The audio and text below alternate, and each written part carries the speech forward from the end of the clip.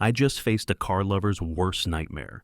The HOA president tried to claim my restored Rolls-Royce as community property, and her excuse, she said her status grants ownership. Little did she know, I'd turn her stunt into a show for the whole neighborhood. But let me start at the beginning. Before we dive in, let me know where you're listening from today. My name is Ron Freeman, and I like things that make sense. A wrench turns a bolt. A wire carries a current. You put in the work, you get a result. For 2 years, my result was a 1962 Rolls-Royce Silver Cloud II.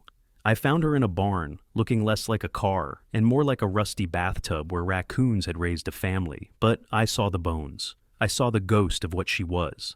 So I bought her for a song, towed her home, and gave her a corner of my garage in all my spare time. My wife Pam called her the other woman. She'd say it with a smile, though. She got it. She'd bring me coffee while I was sanding, or hold a light while I was wrestling with some ancient British wiring diagram that looked like a plate of spaghetti. Pam's smart like that. She's my partner in everything, even my weird, greasy hobbies. The day it all started was a Saturday. The sun was just coming up, painting the sky all pink and orange. It was perfect. I had just finished the last step, the final buff and polish. The pearl gray paint looked a mile deep. The chrome grille gleamed so bright it hurt your eyes. The spirit of ecstasy, that little silver lady on the hood, looked like she was ready to fly right into the sunrise. I had rolled the car out of the garage and into the driveway to see her in the natural light. It was a moment, a quiet, perfect moment of completion. I stood there, wiping my hands on a rag, just breathing it in. 2 years of busted knuckles, of searching for parts on the internet at 3 a.m, of smelling like oil and metal dust. It was all worth it. Pam came out with 2 mugs of coffee. She handed one to me and just stood beside me, looking at the car. "Wow, Ron," she said, and her voice was soft. "She's beautiful. You actually did it." "We did it," I corrected her. "Couldn't have done it without my lighting and camera crew." She bumped her shoulder against mine. "I just held a flashlight and told you when you were about to set your hair on fire." "Crucial support," I said, deadpan. We just stood there for a minute, sipping our coffee, enjoying the peace. Our neighborhood, Willow Crest, is supposed to be peaceful. That's what the brochure says. Manicured lawns, friendly neighbors, a real community feel. Most of that is true. Most of our neighbors are great. But every community has a serpent in the garden. Ours was Karen Goodson. Karen was the president of our homeowners association. She was a woman who had discovered a tiny little bit of power and decided to wear it like a crown, a robe, and a suit of armor all at once. She walked like she was perpetually on her way to fire someone. Her emails had more exclamation points than a comic book. She once tried to fine a guy because his garden gnome was, and I quote, aesthetically aggressive. She lived for the rules, especially the ones she could make up on the spot. And that's when I saw her, marching across her lawn, then onto the street, then straight up my driveway. She had a clipboard in one hand and a look on her face that could curdle milk. She wasn't enjoying the beautiful morning. She was on a mission. "Morning, Karen," I said, keeping my voice level. I believe in being polite right up until the moment it's time to not be polite. She ignored my greeting. Her eyes, which were small and looked like 2 raisins pushed into a doughy face, were locked on the Rolls-Royce. She circled it once, like a vulture inspecting a potential meal. "Freeman," she finally said, her voice sharp. "What is this?" "This," I said, taking a slow sip of coffee, "is a car." "Don't be a smart aleck," she snapped. "I know it's a car. It's been sitting in your garage for 2 years, which is a violation of Section 8, Paragraph 3, regarding inoperable vehicles. But I was willing to let that slide." "Generous of you," I said, "seeing as it's now very operable." She didn't seem to hear me. She was still staring at the car, but her expression had changed. It wasn't just disapproval anymore. It was greedy. It was the look a dragon gets when it sees a new pile of gold. "It's quite a gaudy thing, isn't it?" she said, but her eyes were gleaming. "Far too ostentatious for a neighborhood like Willow Crest. It disrupts the visual harmony." Pam, who had been quiet until now, stepped forward. "I think it's gorgeous." And Ron restored it himself. Karen gave Pam a dismissive glance. "That's irrelevant. The fact is, it's here. It's on community-adjacent property." She gestured at my driveway, which was, my driveway. And as such, it falls under the purview of the HOA. I almost choked on my coffee. The purview? Karen, it's my car. I have the title. I have the registration. I have 2 years of greasy fingernails to prove it's my car. She smiled then. It was a thin, unpleasant smile. According to the bylaws you agreed to when you moved in, any significant improvement to a property that is publicly visible can be designated as a community asset to be used for community events. I just stared at her. This was a new level of crazy. Pam, bless her heart, had already seen where this was going. She quietly slipped her phone out of her pocket and started recording. She's always one step ahead. Karen, that rule is for things like gazebos or fancy new mailboxes, not a classic car, I said, trying to reason with the unreasonable. The bylaws are open to interpretation, she said smugly. And I am the interpreter.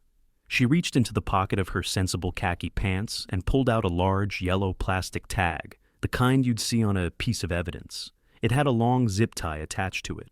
On the tag, in thick black marker, were the words, "Property of Willow Crest HOA." You can't be serious, I said, but my voice was flat. The humor of the situation was rapidly draining away. She stepped right up to the front of the rolls. Before I could move or even process what was happening, she looped the zip tie around the base of the Spirit of Ecstasy. The little silver lady was now wearing a giant, ugly yellow necklace. Karen pulled the zip tie tight. There was a loud zip sound that seemed to echo in the quiet morning air. She stepped back, admiring her work. The yellow tag dangled there, a grotesque stain on a masterpiece. "There," she said with an air of finality. "This vehicle is now officially designated as community property." She lifted her chin. "My status grants ownership. It will be the lead car in our Founders' Day parade next month. I'll be sending you a schedule for its maintenance and availability. Do not attempt to remove the tag or the vehicle." I looked at the tag. I looked at her smug face. I looked at Pam, who was holding her phone steady, her eyes wide, but her hands not shaking. I let out a slow breath. I had wanted a quiet Saturday. I had wanted to take my wife for a drive in my newly finished car. Instead, I had a crazy woman in my driveway claiming my property was hers because she said so. I started to laugh. It wasn't a happy laugh. It was a low, tired, sarcastic laugh. "You think this is funny?" Karen demanded. "Oh, I think it's hilarious," I said, shaking my head. "I really do. You've zip-tied a piece of plastic to a $500,000 car and declared it yours. It's peak Karen." Her face tightened. "You'll find this is no laughing matter, Mr. Freeman. This car is ours, and I will get it." She turned and marched back across the street, her back ramrod straight. I watched her go.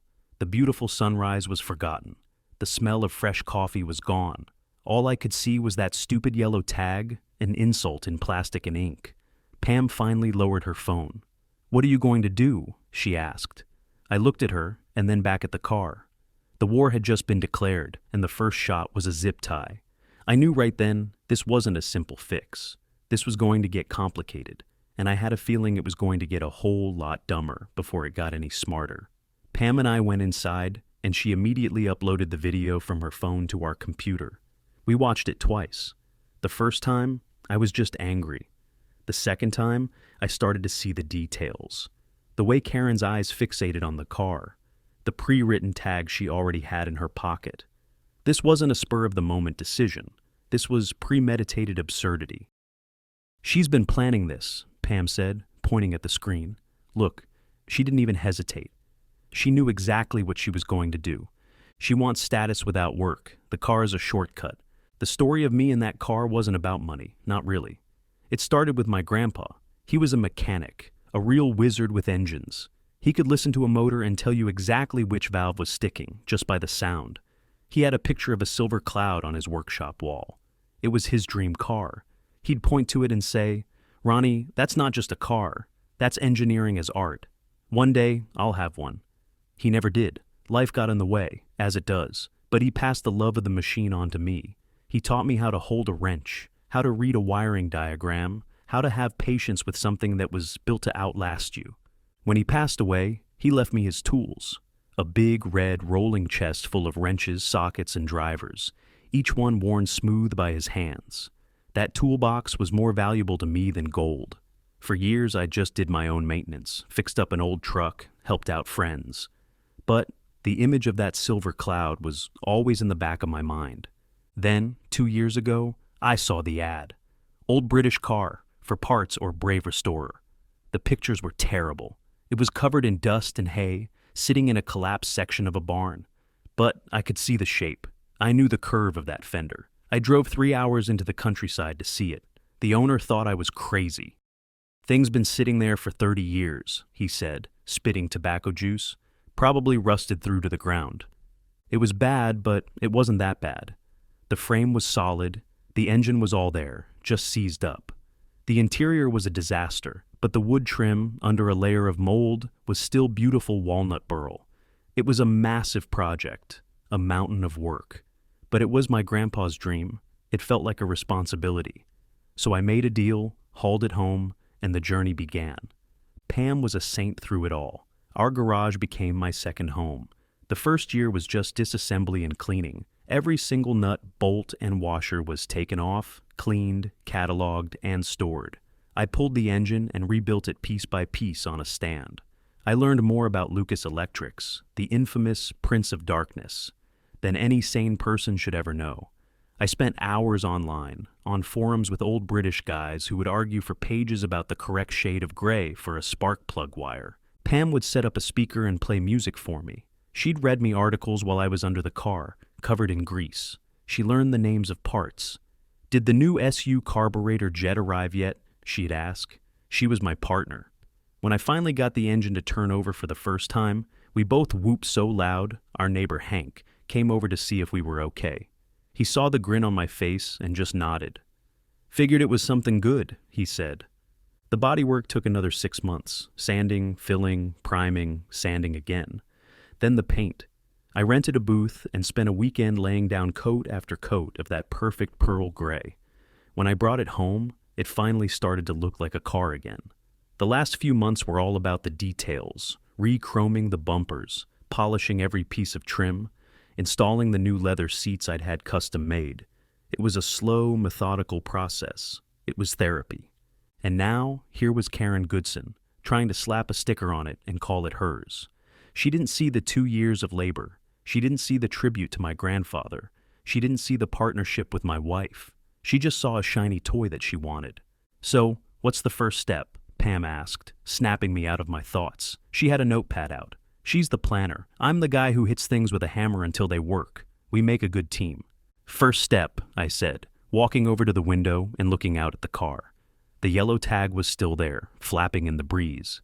"Is to document everything. We have the video of her tagging it. Now, I'm going to take pictures of the car's VIN plate, pictures of my title, pictures of my insurance card." "Good, a paper trail," Pam said, scribbling on the pad. "Then," I said, a grin starting to form on my face, "I'm going to go cut that ugly piece of plastic off my car." Very carefully, Pam looked up. "And when she sees that?" "She'll escalate," I said. "I'm counting on it. People like Karen, they don't think. They just react. And when they react, they make mistakes. Big, stupid, wonderful mistakes. And we'll be there to film them," Pam finished, her own smile matching mine. I went to my toolbox, my grandpa's toolbox, and pulled out a pair of precision wire snips. As I walked outside, I felt a strange sense of calm. This was no longer just about a car. It was about principle. It was about drawing a line in the sand, or, in this case, on my own driveway. You don't get to just take things from people. You don't get to win by being the loudest, most obnoxious person in the room. I snipped the zip tie. It fell away, and the spirit of ecstasy was free again. I picked up the yellow tag and walked back inside. I had a feeling it would make a good piece of evidence later. The opening shots had been fired. Now it was time to prepare for the inevitable, and probably ridiculous counterattack. The next few days were quiet. Too quiet. I knew Karen was stewing. I could practically feel the angry vibes radiating from her house across the street. Every time I went out to get the mail, she'd be peering through her blinds. I'd give her a little wave. Petty? Yes. Satisfying? Absolutely. Pam and I used the time to prepare. We set up a small, discreet security camera aimed at the driveway. A palm cam in the porch planter faces the driveway. The doorbell cam covers the street. Together, the two angles covered the rolls end to end. We were building our fortress, one digital file at a time. The first official salvo from Karen arrived a week later. It was a letter on official HOA letterhead slipped into our mailbox. It was a bill, a fine to be precise. $500 for unauthorized removal of HOA property signage, and another $500 for failure to comply with a directive from the board president. A cool $1,000 for cutting a zip tie. "She's really going for it," Pam said, reading the letter over my shoulder. She even cited a bylaw. Bylaw 12C, tampering with official community notices, I read aloud. That's for when someone rips down the "pool closed for cleaning" sign, not for reclaiming your own property from a lunatic. Attached to the fine was another notice. This one informed us that if the fines were not paid and the vehicle was not surrendered to the HOA within 48 hours, the vehicle would be considered abandoned and would be towed at the owner's expense. Abandoned? I laughed. It's in my driveway. I drove it to the grocery store last week. The only thing abandoned here is her grip on reality. But the threat was real, or at least she intended it to be. I knew she couldn't legally tow a registered, insured car from my private property. But Karen wasn't operating in the realm of legality. She was operating in the realm of, I'm the president and I'll do what I want. "She's going to hire a tow truck," Pam said, her voice serious. "She's not going to wait." "No, she won't," I agreed. "She wants a spectacle. She wants the neighbors to see the car being dragged away. It's a power play." I looked out the window at the rolls. She was sitting there, gleaming. The thought of some greasy, clanking tow truck hooking up to her made my stomach turn. Not on my watch. So, we prepared for a siege. The 48-hour deadline was set to expire at 6 a.m. on Monday. On Sunday night, I didn't sleep much. I sat in the living room, watching the feed from our little camera on my tablet. Around 4 a.m., a light rain started to fall. It slicked the street, making everything dark and shiny. At 5:45 a.m., just as the sky was starting to turn from black to a bruised purple, I saw it. Headlights turned onto our street. It was a tow truck, but it was the saddest-looking tow truck I had ever seen. It was small, old, and rust-pocked. The kind of truck you call when your clunker finally dies and you're willing to sell it for scrap. Karen, in her infinite greed, had clearly gone with the cheapest option she could find. This was not a professional flatbed operation. This was a guy named Skeeter with a hook and a chain. This was a guy named Kevin with a hook and a chain. I nudged Pam. "Showtime." She was already up, a cup of coffee in hand. She grabbed her phone. "Got my camera. You ready?" "Born ready," I said, though I was mostly just tired and annoyed. I pulled on my boots and a rain jacket. This was not how I wanted to start my week. By the time I got outside, the tow truck was backing up to my driveway. The driver, a skinny guy who looked like he was about 12 years old and had a cigarette dangling from his lip, hopped out. He looked at the rolls, then at his truck, then back at the rolls. I could see the doubt in his eyes. Karen was there, of course. She was standing on the sidewalk under a giant golf umbrella, looking smug. "Right on time," she called out. "Hook it up and get it out of here." I walked down the driveway and stood between the tow truck and the rolls. The rain was coming down a little harder now, plastering my hair to my forehead. "Morning," I said to the driver. "Can I help you?" He looked nervous. I got a call to tow this vehicle." From this lady, he hooked a thumb toward Karen. "Right. The thing is, this is my car. It's on my property. It's not abandoned, and it's not being towed," I said calmly. Karen marched forward, her umbrella bobbing. "He has a work order from the Homeowners Association. This is official business, Freeman. Now move, or I'll report you for non-compliance," she snaps, waving the clipboard. I ignored her and spoke to the driver. "Look, man, I'm not trying to give you a hard time, but she has no legal right to do this. If you hook up to my car and cause any damage, I'm not going after her. I'm going after you and your company. And trust me, this car is worth a lot more than your truck." The driver hesitated. He looked at Karen, then at me, then at the $500,000 piece of art and engineering behind me. He was clearly in over his head. "Don't listen to him," Karen shrieked. "Just do your job. I'll sign whatever you need. The HOA will cover any liability." That's when I decided to add a little insurance of my own. I turned around, went into the garage, and backed out my big Ford F-250. It's an old truck, but it's a beast. I parked it nose to nose with the rolls, leaving just a few feet between them. I got out, popped the hood, and pulled out the heavy-duty winch I have mounted on the front bumper. I ran the thick steel cable under the Rolls-Royce and hooked it securely to the solid rear axle. I didn't tighten it yet. A silent promise. I clicked the winch brake to lock. 2.5 tons of truck becomes an anchor. The tow truck driver's eyes went wide. "Whoa, buddy, what are you doing?" "Just making sure my car doesn't roll away in this rain," I said with a straight face. "It's a steep driveway." Karen was practically vibrating with rage. "This is ridiculous. I'm calling the police." "Please do," I said, gesturing with my hand. I'd love to explain the situation to them. So would my wife, who was filming all of this in glorious 4K. I pointed to Pam, who was standing on the porch, phone held high, a polite smile on her face. The tow truck driver looked like he wanted to be anywhere else on earth. He was caught between a crazy HOA lady and a stubborn guy with a very big truck and a winch. The rain drummed steady. The tow truck coughed. Karen was fuming. I was just standing there, waiting. It was a classic standoff. A tiny, rusty tow truck versus my big Ford, with a priceless classic car caught in the middle. Something was about to break, and I was pretty sure it wasn't going to be my winch cable.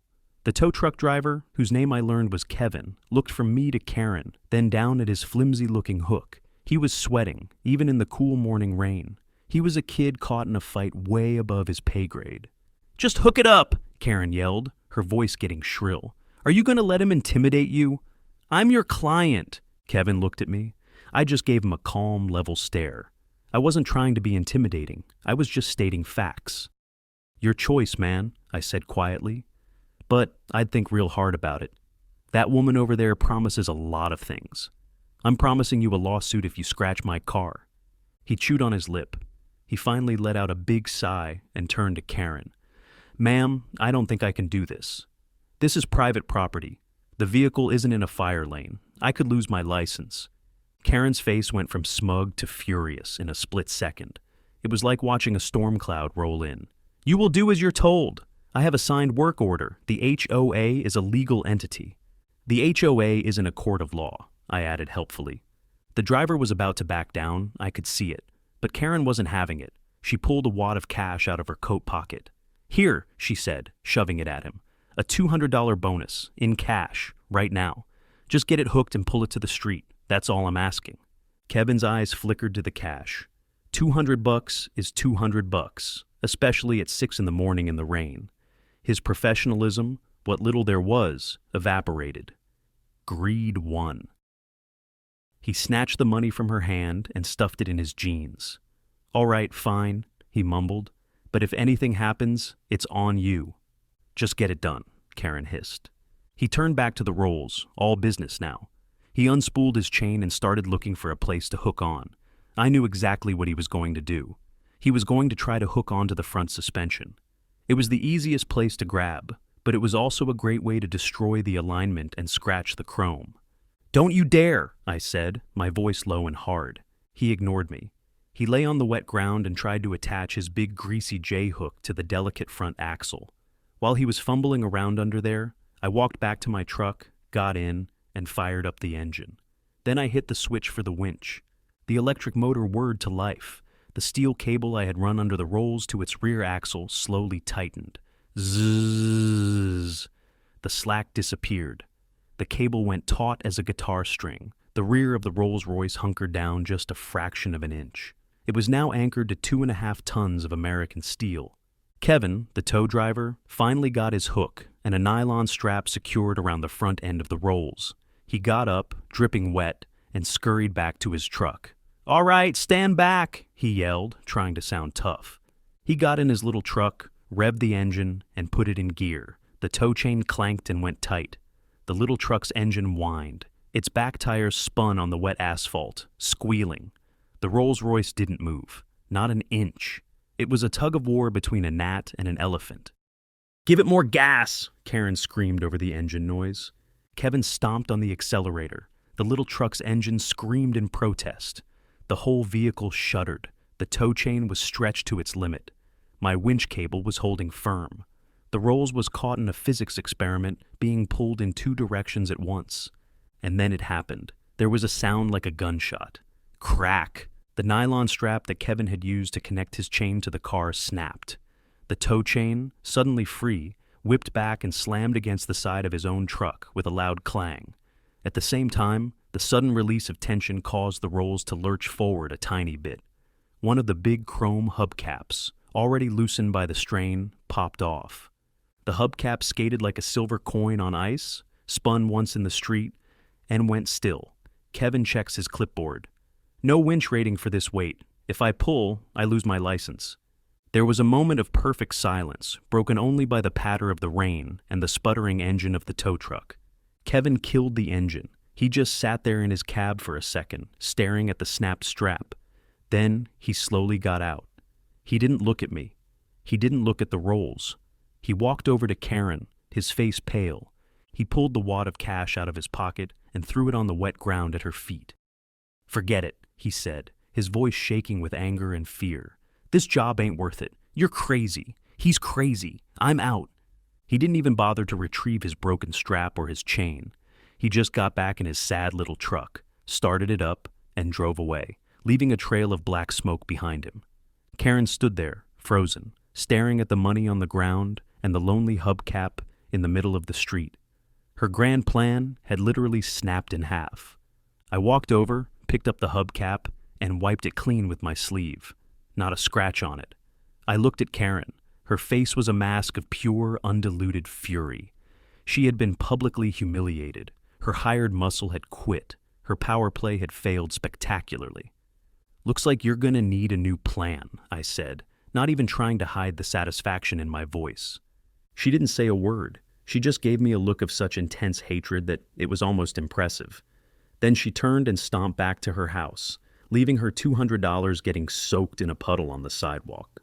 I stood there in the rain, holding my hubcap, watching her go. I had won the battle, but I had a sinking feeling the war was about to enter a much uglier and much darker phase. This was no longer about a parade. This was personal. Several neighbors had been peeking through their curtains, drawn by the sound of the screaming engine and the snapping strap. By mid-morning, the story was all over the neighborhood text chain. "Did you see what happened at Ron's place?" Pam showed me the messages. Most people were on our side. They saw Karen for what she was, a bully. But public opinion didn't mean anything to Karen. Public humiliation, I suspected, would only make her double down. For the rest of the day there was silence. No new letters, no angry emails, nothing. That was more nerve-wracking than an open threat. It meant she was plotting. It meant the next thing wouldn't be official or out in the open. It would be sneaky. "She's going to try something at night," I told Pam as we were getting ready for bed. "She's done with public attempts. Now she's going to get dirty." "Our camera is still running," Pam reminded me. "It has night vision." "Good," I said. "Let's hope we don't need it." But of course we did. It was around 1 a.m. when it happened. I was a light sleeper that night, every little creak of the house making me jump. Then suddenly, everything went silent. The gentle hum of the refrigerator stopped. The little blue light on the TV went out. The digital clock on the bedside table vanished. The power was out. My first thought was that it was the storm. The rain had picked up again, but there was no thunder, no lightning. Just a sudden, complete blackout. "Ron," Pam's voice came from the darkness next to me. "I'm here," I said. "Power's out." "Think it's the storm?" "I don't know," I said, but I had a bad feeling. A very bad feeling. I got out of bed and went to the window that overlooked the street. I looked at the other houses. Lights were on everywhere. The street lights were still glowing. It wasn't a neighborhood outage. It was just us. Across the street, porch lights glowed. Only our breaker was dead. My heart started to beat a little faster. "Pam," I said, my voice low. "It's just our house." She was beside me in a second. "She wouldn't," Pam whispered. "She would," I said. Our main breaker box was on the outside wall of the house, near the back fence. Anyone could access it. And that's when we heard it, a faint scraping sound from the backyard, the sound of a shoe scuffing against the wooden fence. I didn't hesitate. I pulled on a pair of jeans and grabbed the heavy mag light I keep by the bed. Pam was right behind me, her phone in her hand, already open to the camera app. We crept through the dark house to the back door, which had a large window looking out onto the patio and the yard. My backyard is my sanctuary. I have a small workshop, a vegetable garden, and a 6-foot privacy fence all the way around. The only way in is through the gate on the side of the house, or over the fence. I peered through the window. The moon was bright enough to cast long, spooky shadows across the lawn. And in those shadows, I saw movement. 2 figures. They had just hopped the back fence and were landing silently on the grass. They were both big guys, dressed in dark hoodies. They moved with a clumsy purpose, heading straight for the side gate. "They're going to open the gate and go for the car," I whispered to Pam. The car was in the driveway, just on the other side of that gate. Their plan was obvious. Cut the power to disable our cameras and any lights, open the gate, and then... What? Try to push a 2-ton car down the street? Pam was already filming through the window.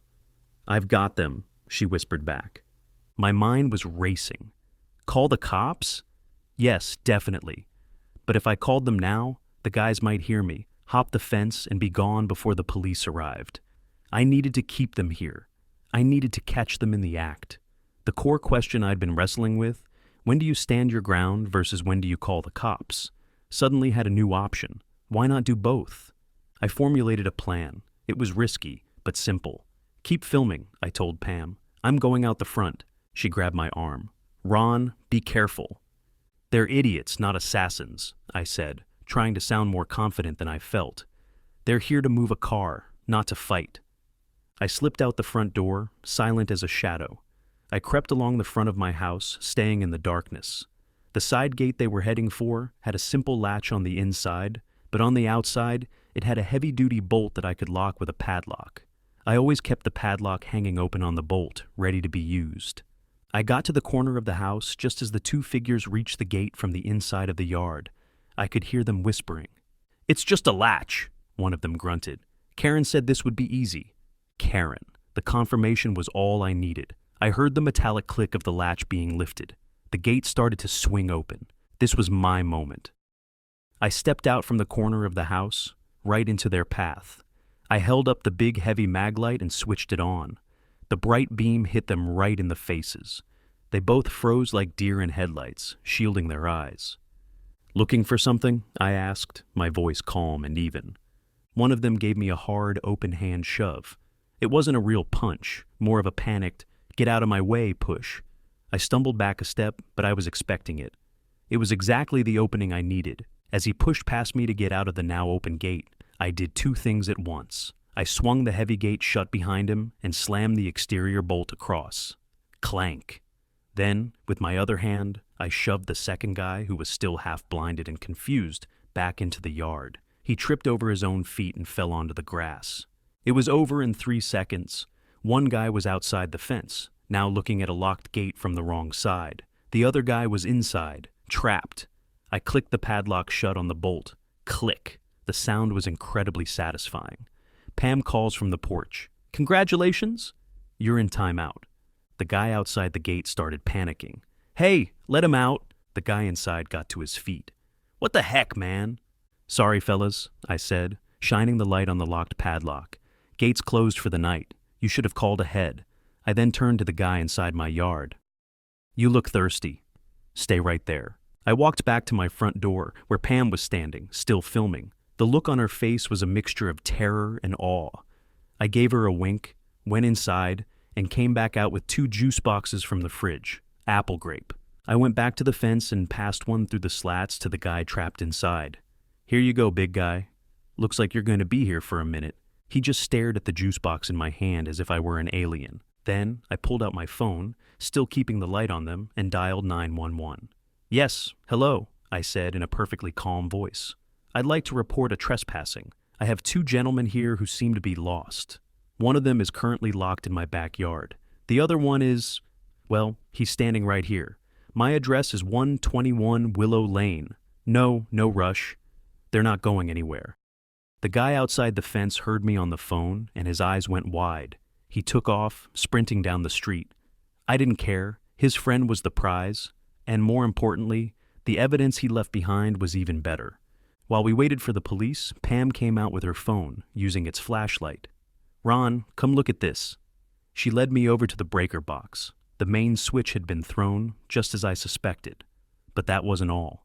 The metal latch on the box door had been sliced clean through with bolt cutters, and there, in the soft mud right below the box, were two very clear, very deep boot prints. Pam got down low, her phone just inches from the ground. I press a plastic cup into the mud for a quick boot print mold and sweep the cut latch for metal flakes into a sandwich bag. "Perfect," she whispered, as she took a dozen high-resolution photos of the prints and the cut latch. This was no longer a petty dispute. This was breaking and entering. This was destruction of property. Karen had crossed a line, and she had used two clumsy idiots to do it for her. And we had it all. The video of them hopping the fence, the audio of them mentioning her name, and now the physical evidence of their crime. The game had changed, and the score was definitely in our favor. The police arrived a few minutes later. A cruiser rolled up, its lights painting the street in silent flashes of red and blue. A young officer and his older, more world-weary partner got out. I explained the situation calmly and logically. I showed them the guy still locked in my backyard, who was now sitting on my lawn furniture looking utterly defeated. I showed them the photos Pam had taken of the cut breaker box and the boot prints. The younger officer went to deal with the impromptu guest in my yard, while the older one, Sergeant Miller, listened to my story. He had a tired look on his face, the look of a man who had seen every kind of stupid thing people can do to each other. "So, this all started over a car?" he asked, shaking his head slowly. "It started over an HOA president who thinks the rules don't apply to her," I corrected him. "The car is just the trophy she wants." Pam showed him the video on her phone of the two men hopping the fence. He watched it intently. "And you said one of them mentioned a Karen?" "Clear as a bell," Pam confirmed. "I've got the audio." The man in my yard, whose name turned out to be Dale, was not a hardened criminal. He was Karen's cousin. He folded like a cheap suit in about 30 seconds. He admitted everything. He said his cousin Karen had paid him and his buddy $100 each to go get the car. Their brilliant plan was to cut the power, roll the 2-ton vehicle down the driveway, and push it around the corner, where she was waiting in her minivan to... What? I still don't know. Dale was arrested for trespassing and destruction of property. Sergeant Miller took our flash drive with all the video files and photos as evidence. He gave me a card with a case number on it. "We'll pay a visit to Miss Goodson in the morning," he said. This is something else." The next day, Karen's house was quiet. No peering through the blinds. A police car was parked in front of her house for about an hour in the morning. When it left, we saw nothing. She was laying low. She was in real trouble, and she knew it. The legal system was starting to grind away at her. But I knew that wasn't enough. A slap on the wrist for trespassing wouldn't remove her from power. It wouldn't stop her from making life miserable for everyone else. We had the momentum, and I wasn't going to let it go to waste. We had to win in the court of neighborhood opinion, too. And that's when Pam and I decided it was time to move from defense to offense. Not with crimes, but with pure, unadulterated pettiness. It was time to have a little fun. "She tried to steal your car. She tried to have you fined. She sent her goons to break into our yard," Pam said, ticking the points off on her fingers. "She has forfeited her right to be treated like a reasonable human being." "I agree," I said. "So, what's our first move?" Pam's eyes lit up. She was brilliant at this stuff. She hates anything that she thinks is tacky or disrupts her perfect little aesthetic. And she hates being publicly mocked more than anything. Montage. At the bake sale, Pam sets down 24 chocolate cupcakes with cream cheese frosting. Each one reads, "Not yours," in red icing. Hank buys one, takes a loud bite. Tastes like justice. Tuesday evening, Karen starts a sidewalk chat. Honk. Every time she speaks, the Rolls chirps. Neighbors snicker until she bails. That night, Pam chalks the curb by our drive. Private property. Please do not steal. Simple. Petty. Effective. These little acts of petty revenge were cathartic. They were a way of taking back control. For someone like Karen, being laughed at is worse than a ticket. But we knew this wasn't the end game. The cupcakes and the horn were just morale boosters. The real victory would have to be more permanent. We had her on criminal charges, but we also needed to dismantle her power base. The HOA itself. The annual HOA meeting was in 2 weeks. It was the one time all the homeowners got together. It was the perfect stage for the final act. We had our videos, we had our police report, but I felt like we were still missing one key piece of the puzzle. We had to prove not just that she was a criminal, but that she was unfit to lead. We needed to hit her where it really hurt. The HOA's checkbook. The petty revenge tour was fun, but it was just the appetizer. The main course was the HOA meeting. Pam and I started our prep in earnest. We knew we had to present a case that was so airtight, so undeniable, that even Karen's few remaining supporters on the board would have to abandon her. "We have the video of the tagging," Pam said, pulling up the file on our laptop. We were in our living room, which had become our command center. Papers and laptops covered the coffee table. "We have the video of the tow truck disaster. We have the video of her cousins breaking in. And the police report to back that one up," I added. "But that's all about me. It's her versus us. To really get the whole neighborhood on our side, we need to show how she's hurting everyone, not just me." "The money," Pam said, her eyes narrowing in thought. "It's always about the money." That was the key. Karen treated the HOA dues like her own personal slush fund. She'd approve expensive new flower beds that nobody wanted, or hire consultants for projects that never seemed to happen. Everyone complained about the rising fees, but no one had ever been able to prove any wrongdoing. The HOA's finances were a black box that only Karen and the treasurer, a quiet, nervous man named Arthur Pinter, had access to. "We need to get to Arthur," I said. "He's the gatekeeper of the books." "He's terrified of her," Pam countered. "He won't talk." "Maybe not," I said. "But maybe he just needs a little push, a reason to believe he won't be the only one speaking up. But first, I needed one more piece of evidence, one more nail for Karen's coffin. I had an idea, a long shot, but if it paid off, it would be huge." I went back to the first video Pam had taken, the one where Karen tagged the car. I zoomed in on her face as she looked at the rolls. The greed was obvious, but there was something else. It was the way she talked about it. "It will be the lead car in our Founders Day parade." The parade. That was her excuse for everything. Pam dials the HOA insurer tip line on speaker. Hold music. "If an HOA borrows a private car," she asks, "is that covered?" A beat. "Absolutely not," the rep says. We draft the email anyway, for it in writing. I wondered if she had used HOA funds to prepare for a parade that was supposed to feature a car she didn't even own. I did a little digging online and found the name of the HOA's insurance company. I drafted an email. I wrote it from the perspective of a concerned homeowner. I was polite, but direct. "Dear Sir or Madam," I wrote, "I am a resident of the Willowcrest community. Our HOA president, Ms. Karen Goodson, is planning a Founders Day parade next month. I have been told that a privately owned classic vehicle is slated to be used in this event. Could you please clarify if the HOA's liability insurance covers the use of non-HOA-owned vehicles in such events? Furthermore, are there any provisions in our policy that would cover expenses related to the acquisition or transportation of such a vehicle for the parade?" I sent the email and didn't expect to hear back for weeks, but to my surprise, I got a reply less than 48 hours later. It was a formal letter, attached as a PDF. It was from a senior claims adjuster. The language was dry, corporate, and absolutely brutal. It said in no uncertain terms, "Our policy provides liability coverage for incidents occurring on common property and during sanctioned community events. However, this coverage does not extend to any costs associated with the procurement, seizure, or transportation of private property for said events. Furthermore, any claim arising from the use of a vehicle not legally owned or leased by the HOA would be summarily denied. The HOA would be held solely and completely liable for any damages.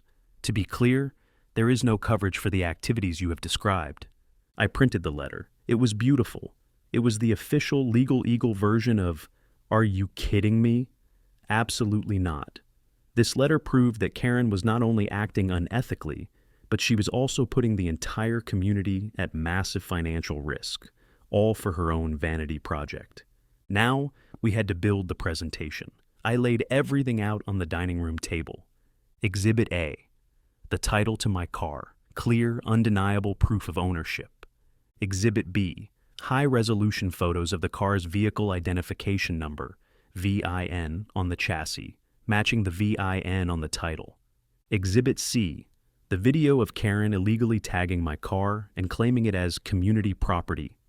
Exhibit D, the threatening letter and the $1,000 fine she sent me. Exhibit E, the video of the tow truck fiasco showing her attempt to physically take the car. Exhibit F, the police report detailing the break-in by her cousins. Exhibit G, the insurance letter proving her parade plans were a massive uninsured liability for the whole community. But there was one more thing. While I was compiling my evidence, Pam was working on her own angle. She had noticed something on the security camera footage from the night of the break-in. We had focused on the guys hopping the fence, but Pam had rewound the footage too before they arrived. "Look," she said, pointing to the screen. It was about an hour before the power went out. The camera showed the front of my house and the driveway. And there, creeping into the frame, was Karen. She was alone. She walked right up to the Rolls Royce, looked around to see if anyone was watching, and then tried to pry the rear license plate off with her bare hands. When that didn't work, she actually took a screwdriver out of her pocket and tried to unscrew it. She was trying to remove the plates, probably to make the car harder to identify as mine. The night vision video was grainy, but it was unmistakably her. The camera caught her face, the screwdriver, everything. She gave up after a minute, frustrated, and scurried away. This was the smoking gun, attempted theft, vandalism. It was all there, in black and white, or rather, grainy green and black. We now had a 4K color video of her verbally claiming the car, and a night vision video of her physically trying to tamper with it. We edited all the videos together into a short, 5-minute presentation, a greatest hits of Karen's reign of terror. It was devastating. The night before the HOA meeting, I took a walk over to Arthur Pinter's house. He was watering his roses, looking as nervous as ever. "Arthur," I said gently, "I need to talk to you." He looked around like he was afraid Karen would pop out from behind a bush. "I can't, Ron. I don't want any trouble." "The trouble is already here," I said, "and it's about to get a lot worse for her. I have evidence, Arthur, real evidence. Police reports, videos. Tomorrow, at the meeting, it's all coming out. You have a choice. You can go down with her, or you can be the one who helps save this community from her. Just look at the books. Look for anything related to a parade consultant or event planning. I have a feeling you'll find something interesting." I didn't wait for an answer. I just looked him in the eye, nodded, and walked away. I had planted the seed. Now I just had to hope it would sprout. We had all our pieces in place. I called Sergeant Miller. "The DA saw your videos," he said. "Fraud is in play. If the treasurer confirms payments, we'll have a warrant ready." The evidence was compiled. The videos were edited. The stage was set for the showdown. The night of the annual HOA meeting, the community center was packed. People were standing along the walls. Word had gotten around that something big was going to happen. My little war with Karen had become the talk of the neighborhood. She had supporters, mostly older residents who liked her iron-fisted approach to lawn maintenance, but they were outnumbered by people who were fed up with her nonsense. Karen was at the front of the room, sitting at a long table with the other board members. She looked tired, but defiant. She was wearing a power suit and had her hair pulled back so tight it looked painful. She was trying to project an image of control, but I could see the panic in her eyes. The treasurer, Arthur Pinter, was sitting at the far end of the table, staring down at a stack of papers and avoiding eye contact with everyone. Pam and I found seats near the back. I had a projector and a laptop in a bag at my feet. Pam had her phone, ready to record the whole meeting. We were ready. The meeting started with the usual boring stuff. Minutes from the last meeting, a report from the landscaping committee. Karen was rushing through it all, trying to get to the end of the meeting as quickly as possible.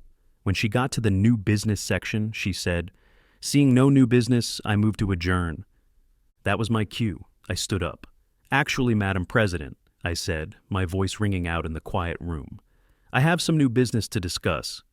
Every head in the room turned to me. Karen glared. "You're out of order, Mr. Freeman." "Am I?" I asked. "I believe any homeowner has the right to bring a matter of community importance before the board, and I think what I have to say is very important." Before she could shut me down, our neighbor Hank stood up. "I think we should hear him out," he boomed. A chorus of "yeah" and "let him speak" rose from the crowd. Karen was trapped. She couldn't silence a room full of angry homeowners. "Fine," she spat. "You have 5 minutes." "I'll only need 5, I said. I walked to the front of the room, set up the projector, and aimed it at the blank white wall behind the board members' table. "A few weeks ago," I began, "our HOA president decided that my privately owned, fully restored 1962 Rolls-Royce Silver Cloud was, in her words, community property." A murmur went through the crowd. I glanced at Karen. Her face was like stone. "She even tagged it," I said, and I clicked the first button on my laptop. The projector flickered to life. The first thing on the screen was a crystal-clear image of the yellow tag zip-tied to the spirit of ecstasy. The room let out a collective gasp. "I thought it was a joke at first," I continued. "But it wasn't." I hit the next button. The video started to play. The video Pam had taken that first morning. The room watched as Karen declared my car was hers. They heard her smug, confident voice. They saw her snap that zip tie on. "Then she tried to have it illegally towed," I said, and the next video played. The sad little tow truck, the screaming engine, the dramatic snap of the strap and the hubcap skating across the driveway. The crowd was mesmerized. Some people were laughing now. "When that failed, she escalated," I said, my voice growing colder. "She sent her cousins to my home in the middle of the night." The night vision video played, the 2 figures hopping my fence. The audio was clear. "Karen said this would be easy," one of them grunted. The gasps in the room were louder this time. This wasn't a silly dispute anymore. This was criminal. "And just in case you think she was an innocent party in all this," I said, looking directly at Karen, "here is our president, an hour before the break-in, trying to pry the license plate off my car with a screwdriver." The final video played, the grainy, damning footage of Karen herself, tampering with the car. The room erupted. People were yelling. "Shame!" someone shouted. "Resign!" shouted another. Karen was white as a sheet. She looked cornered. This is an invasion of my privacy. That footage is illegal." "Is it as illegal as breaking and entering?" I shot back. "Or trying to steal a car? The police didn't seem to think so when they arrested your cousin." The chaos was reaching a fever pitch. And that's when Arthur Pinter, the quiet, nervous treasurer, stood up. He was holding a piece of paper, and his hand was shaking, but his voice was clear. "There's more," he said, and the room went silent. All eyes turned to him. "Karen has been telling the board that the increasing dues were for community beautification projects," Arthur said, his confidence growing with every word.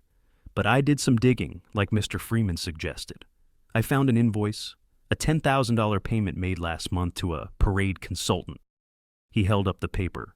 "I was curious, so I looked up the company. It's a shell company. It has 1 employee. And the address for the business is the same address as the man who was arrested in Mr. Freeman's yard." The room exploded. She hadn't just tried to steal my car for her parade. She had paid her own cousin $10,000 of our money to be a fake consultant for it. She was stealing from every single person in that room. That was it. The dam broke.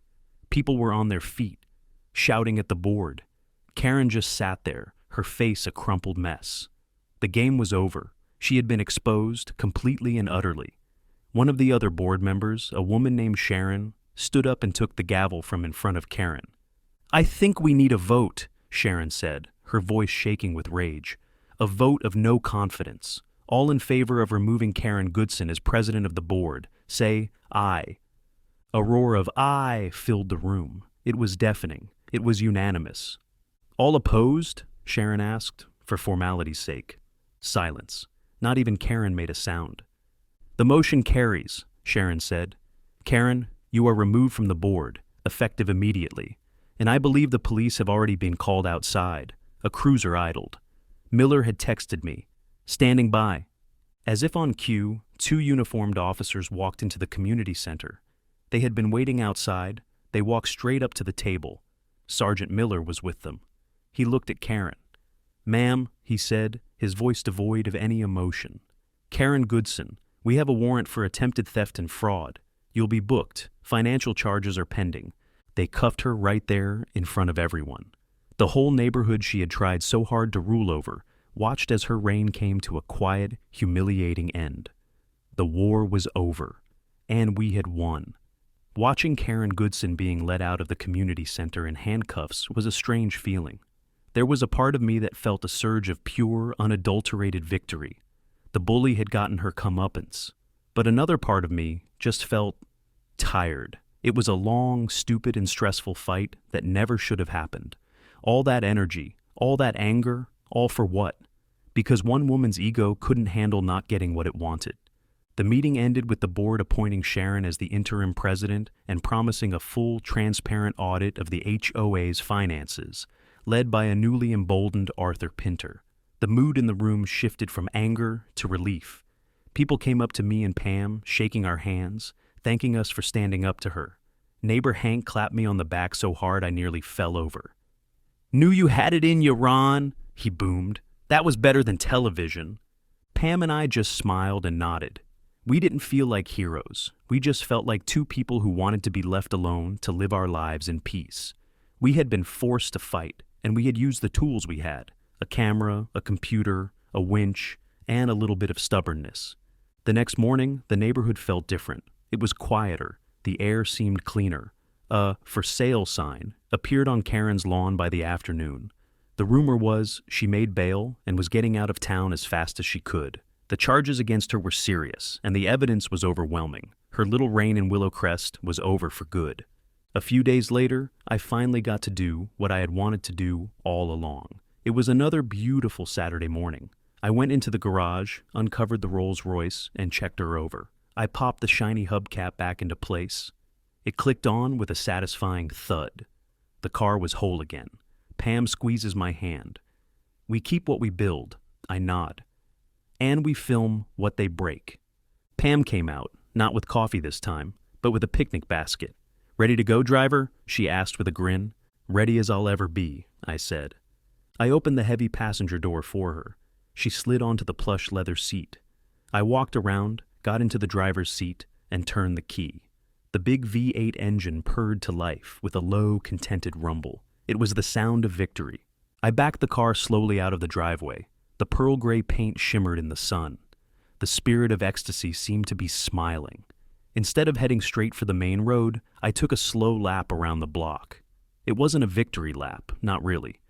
It was more of a reclamation. This was my neighborhood. This was my car. This was my peace. And I had taken it back. As we drove past Karen's house, with the stark, commercial-looking "for sale" sign planted in the middle of her once perfect lawn, I gave a little tap on the horn. Not the loud, obnoxious honk I had used to interrupt her speeches, but a gentle, polite toot-toot. A quiet, sarcastic little goodbye. Pam laughed. "You're terrible," she said. "I know," I said, smiling. "But I'm her terrible." We drove out of the neighborhood and onto the open road. The sun was warm, the engine was smooth, and my best friend was beside me. It was a simple win in the end. We hadn't needed lawyers or big dramatic fights. We just needed the truth, a little bit of technology, and the courage to stand our ground. The whole ordeal taught me something. Most bullies, whether they're on the playground or running an HOA, rely on you being too tired or too scared to fight back. They count on you giving up. Sometimes all you have to do is refuse to play their game. You just have to stand firm, look them in the eye, and say, "No, this is mine." And maybe, just maybe, have a wife who knows how to work a camera and a truck with a really good winch.